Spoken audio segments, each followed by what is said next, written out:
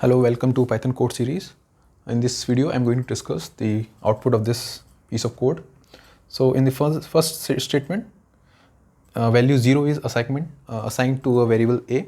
It means value 0 is stored at a particular location in the memory, and that memory location is represented by variable a.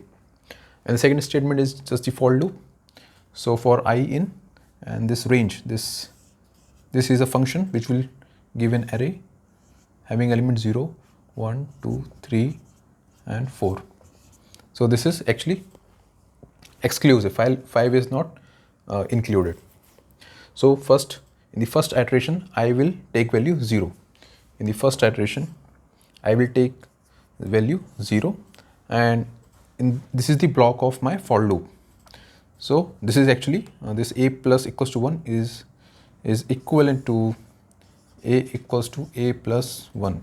So I'm assigning a new value to the variable a. So initially value of a was 0, so 0 plus 1, it will become 1. Now again, what will happen? It will repeat itself. So this control will go to here. So I will take value 1. In the second iteration, I will take value 1.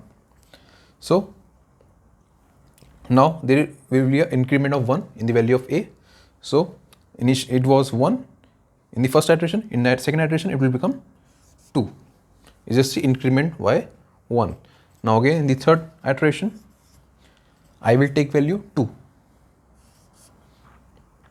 and there will be increment of 1 in the value of a, which is 3.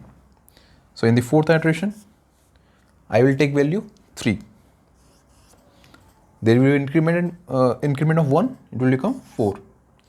In fifth iteration, I will take value 4, and at last there will be increment of 1 in the value of a, so it will become 5. Now this loop will get terminated. It will come to next statement, which is print statement. So it will come to this statement. So it will print the value of I and a. Value of I is 4 and value of a is 5. So output will be 4, 5. This will be my output. Thanks.